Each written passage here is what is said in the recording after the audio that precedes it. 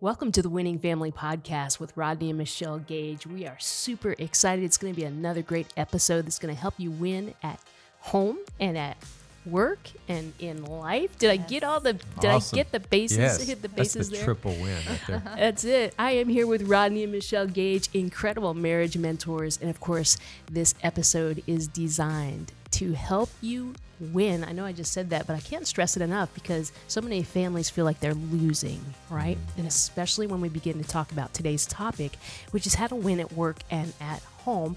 But Rodney and Michelle, welcome to your podcast. Thank you. Thank you, Linda. Linda. Did I Great. even introduce myself? I don't even know. Well, hey, I'll introduce you. Okay. How about that? This That's is a Dr. great idea. Linda Travaloot, amazing business coach, leadership coach. Yes. She works with the John Maxwell organization.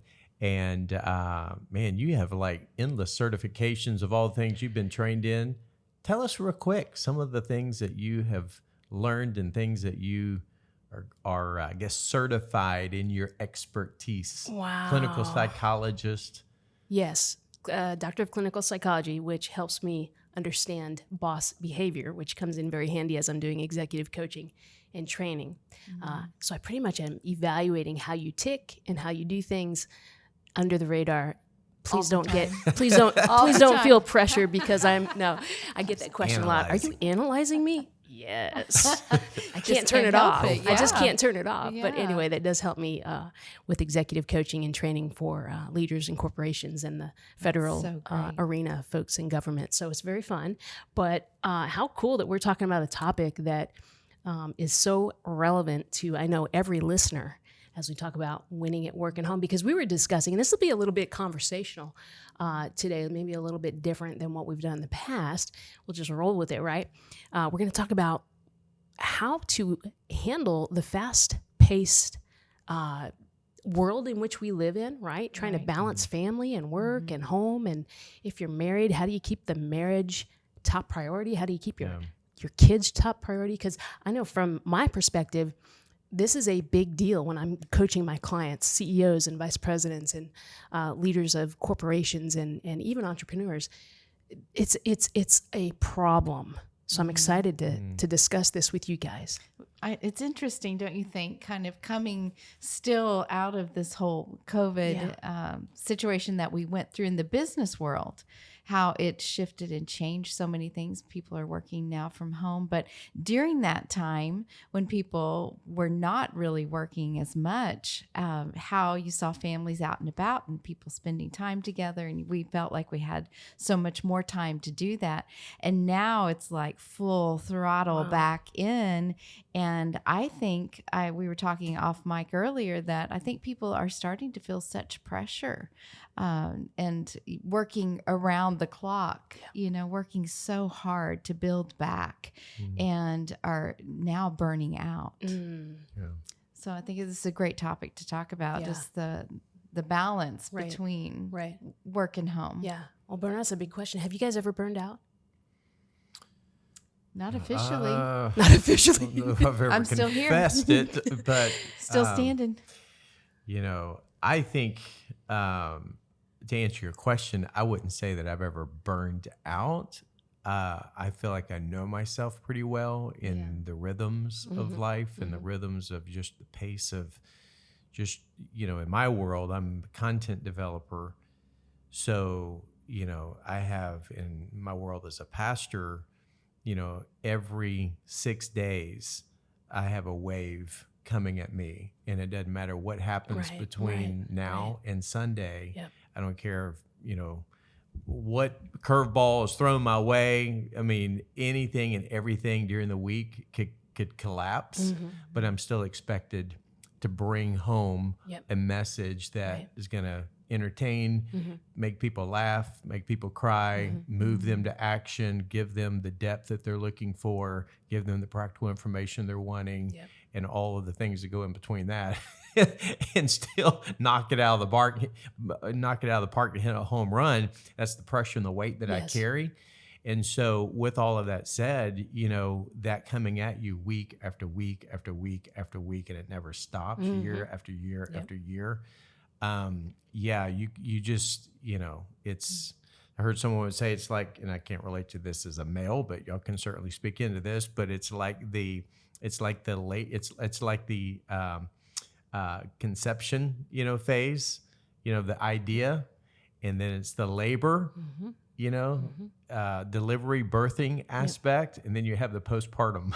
Yes, yes, that follows. yes. It's the Monday blues. Absolutely. Of developing a message. Delivering a Interesting. message. Very interesting. Yeah, that's why they always warn pastors, whatever you do, don't quit on Mondays. Yeah. It's so right. true. That's I mean, I've right. experienced both real labor and labor of giving birth to a message or a presentation or a keynote. Yeah, it's very similar. Very similar. Yeah. I think that it's interesting what you're talking about as far as burnout. Yeah. Because you are the comeback kid. I mean, the guy never seems to go down. It's like the thing that you punch and it pops back up, the toy we used to play with. Yeah. But I love the toy. yeah. But take my frustration out of it. yeah. The clown. You just keep going no matter what. But I do think, Linda, and I think you would probably speak into this as well, just having systems and structure in your life, things that you do daily. Life is not what we do in a day, but it's what we do daily. Yes. The things that we keep in place and the margins and the structure in our life that keep us from burning out, I think. Yes. If for me personally, just taking care of myself and just really refocusing every morning, getting up early is so important for me to just kind of reset my mind, get my perspective for the day. And so that when things start coming, the stresses start coming, I can kind of go back to it. And I do not get it right all the time, for sure. But I do think that's kind of helped us not to burn out. Yeah. Because keeping some things in place that we do every single day, Right. whether that's exercise, Yep. trying to eat right, keeping structure, family, relationships, things that are important to us, keeping that on track. And we've had to learn, there have been times in our life where we've had to learn from a difficult time where you almost got to the point of burnout. Yeah. But we reset things. And so we're able to keep moving forward. Well, I like that word reset, right? So maybe this episode can help folks that are finding themselves in a frazzled state or maybe feeling out of balance, out of kilter. This is a great way for them to take this information and reset, right? There's hope for them as they hear us banter a little bit. I don't want to say banter because that kind of cheapens what we're going to talk about. This is very important stuff that may Right. save some people's careers and lives and families as Right. we discover some ways to help them be balanced, Mm-hmm. right? I think when the kids were younger, and Rodney, you can maybe speak to this, a story that happened in our life where you were just like burning the candle at both ends when we first started the church. And we had a very intense conversation about that.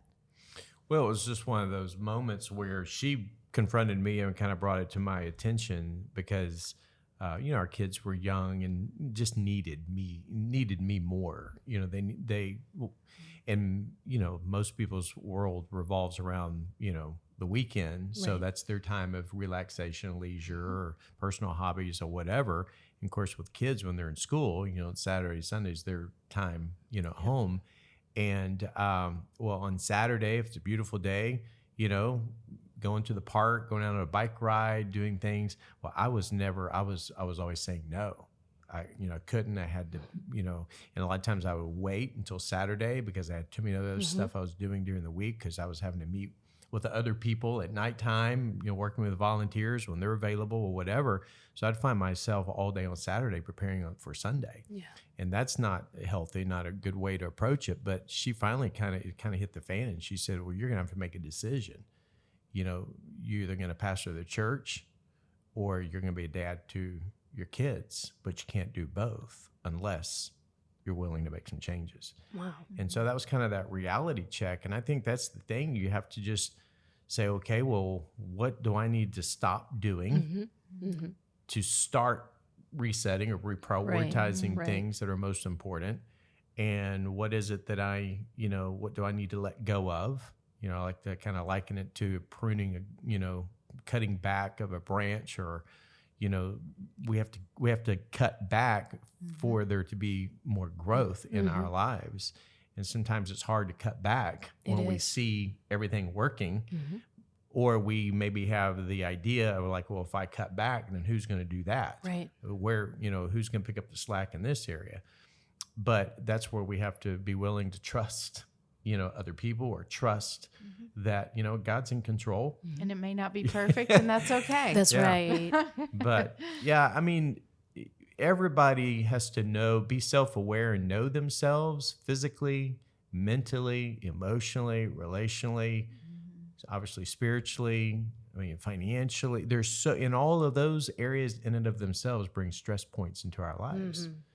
So if things aren't going well financially, that's a ripple effect in other things. If things aren't going well in your relationships, that has a ripple in different areas.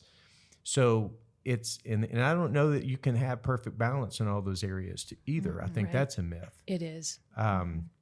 But I think it's a matter of knowing where our vulnerable places are, where we're overcommitting or overstretched, or we have too much output and we're not doing anything to replenish, Yeah. to fill the tank back up. Right. I think that's what I love about what you shared, Michelle, is that you have this regimen in the morning that's your input time, right? That's Right. time where you get filled up. You have time to maybe be quiet. I know that's probably your prayer time, your time to read your Bible, but you're also taking time to think and be still, and you're getting fueled, right? So that when it's go time, you have enough inside of you to give out. Do you think that that's maybe one of the things, as you guys pastor people all over Central Florida, do you think, is that one of the things that you see that people just are not taking that time, so that when it is go time and there's so many demands, they just don't have enough to give because they haven't allowed themselves that time? Absolutely. I mean, it's so important that, Jesus, greatest leader of all time, in my opinion, he, although he was God, he set aside time to go off by himself, replenish, and, have conversation with the Lord, with his Father and our Heavenly Father. And he sets the example for me in that way. But yes, I'm not that smart, so it takes me some time to process, and I have to get up early to have enough time to really kind of get to that place where I feel like I'm ready to go and fired up for the day. It just takes me some time. And I think that I had a friend that told me one time, she said, if I have to be somewhere, if I have to be somewhere, I'm up 2 hours at least before then.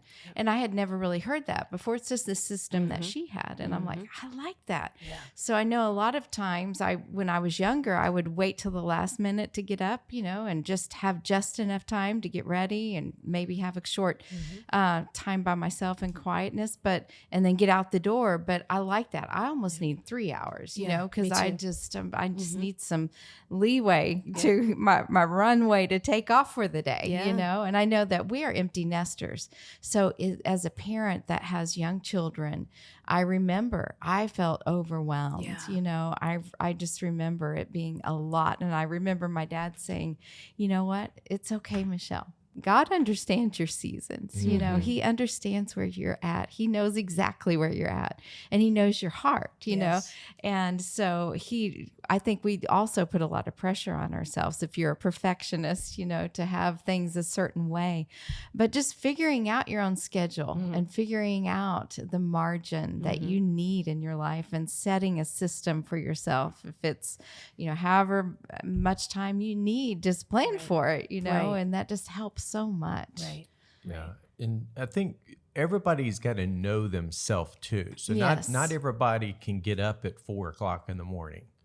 Not everybody can. Yeah, and some people stay up late, and I cannot. Yeah, I talked to a guy yesterday, a dear friend of mine who's a pilot, an instructor, and he had to be at work at 9:30 p.m. and he wasn't going to get off till 3 a.m. So I can't, he can't expect to get up at 4 o'clock and have his personal time with the Lord. Absolutely. So everybody's world's different. Right. Yes. But at the same time, we can either be proactive or we can be reactive. Right.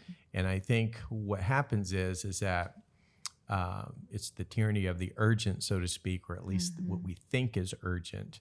And we suddenly begin to conform and adapt to all of these things where now all of a sudden they're in control of us because we're always in reactive mode. And so we have to take back and be proactive. And we have to just guard against things that can rob us.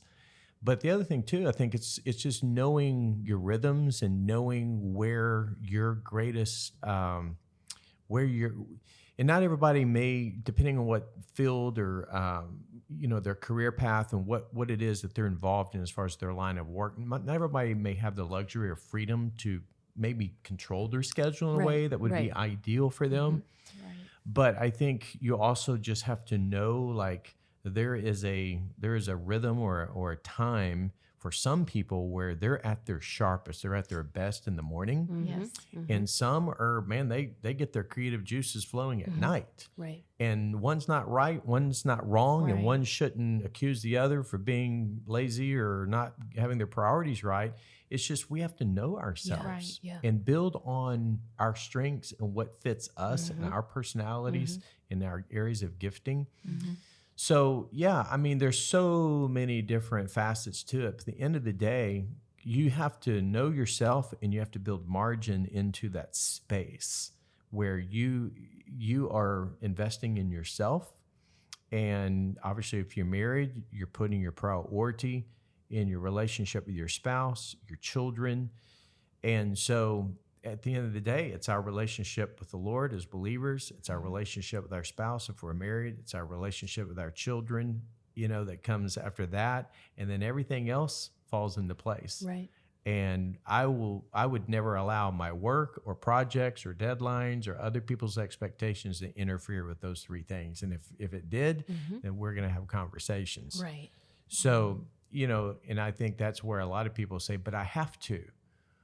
Or I'm feeling this. And I think, again, we have to just realize that our health is too important. Our marriage is too important. Our relationships with our children are too important. Those are areas we can't get back. Right. If we lose our health, we don't have a job because we don't have nothing that impairs our ability to work. If our marriage isn't working, then life, quite frankly, put it bluntly, sucks. Yes. If something's going wrong with one of your children, your mind is somewhere else That's at right. work. That's It's right. It's what's going on in the life of your son or your daughter. That's right. So, I mean, everything in your personal world is at stake. And so who cares if you're climbing the ladder and you're obtaining all these amazing goals and you're finally getting the big wins under your belt over here in your career. I mean, that's great, but at the expense of your marriage or the expense of one of your kids or your health. Yeah. I don't know that that's a real win. It's not worth it. Not worth it. I can't tell you how many CEOs I've coached and trained that have, through coaching, had the opportunity to evaluate, right? Because sometimes it takes a non-biased thinking partner to help us become aware of where our priorities are and where they're not, right? But then they discover that because their family's taken a hit, because their son and daughter are so detached from the family, and they're wondering, well, how do I get that back? How do I get that relationship back? Or their health has taken a nosedive. They've come to the realization that it's not worth it to climb that ladder. It's not worth it to get those the extra dollars at the end of their paycheck. And they're reevaluating. So what would you say to folks like that have so much external pressure? I mean, I know your thoughts. It's just not worth it. But for someone who is at a place where they're just trying to determine, I got to make X amount of money. I got to have this prestige. I have to have the house, the car, etc. And they're trying to weigh what's really important. What would you say to those guys? Well, I think just living intentional is so important, and we talk about this in the family shift of starting with the end in mind. And it may seem morbid, but it's really not. It's just life. That what do you want people to say when they stand over your casket, or when you're at the end of your life? What do you want people to say about you? Because in reality, most likely it will be your family standing there. That's right. So what do you want them to say about you? Yeah. And what are you going to do to make sure they say those things that you want them to say? And it's not necessarily that, mom or dad left me this huge inheritance of financial things. I think it's more about who we are and who we're becoming, and the impact that we make on people's lives and what they think of the person that we are when we're around them, the emotional support and encouragement, inspiration that we bring to people. And it's not always about the home or the car. It's the conversation that happens in that car. That's good. Or the memories that you're making in that home. That's good. And it's not necessarily about how big or how elaborate it was. It's more about the relationship. Yeah, my background working with so many youth through the years too. It's like, I have so many through the years. So many kids have come to me whose parents were high achievers, extremely Which is successful. Great. Yes, which is but great. but what's not great is when their kids hate their parents. Yeah. Because there's so much anger and hurt, because they know that their parents have put other things before them. Right. And as far as their kids are concerned, it's like, I don't care that my dad was this. Or I don't care that my mom, drives that. What I care about is that they know that I exist. Yes. And that's where the struggle is sometimes, is that, again, we might forfeit or sacrifice, what's most important for something else, for the accolades of somebody else, to get the recognition or attention, or that feeling of like, I'm keeping up with my peers. Well, who gives a flying a rip? Just to be blunt, who really cares if we're keeping up with somebody else in their competitive world that we're living in, our little Instagram fake make-believe world. So, I put a post up of whatever, who cares? I mean, at the end of the day, it's like, what is my son and my daughter going to say about me as a dad? Right. What kind of model are we going to be as a husband and wife to our children when it comes to to a marriage relationship? Right. So, and I'm not knocking success. I just, at the end of the day, I think we have a warped view of success. And so it's, I define success as knowing and doing the will of God. And I define success as those who know me the best, love me the most. And respect and love me the most. So I think we have to just keep all of that in perspective. And are we living for the temporal, or are we living for the eternal? And that sometimes shifts our motivations too. But, we unpack all of this in great detail, Linda, in the book called The Double Win. Yes. That recently just came out. And we ask 8 specific questions that really helps, I think, people just take a moment to kind of pause and reset of what they really, kind of their world and everything that they're facing, and then what can they do to restructure that? And those questions help them through that process. But I think it helps put it all back into perspective so they can reprioritize some things, as Michelle stated, is to start living more intentional and to build margin into their life, so that they have the time and the space to be able to make good on the things that they say is important.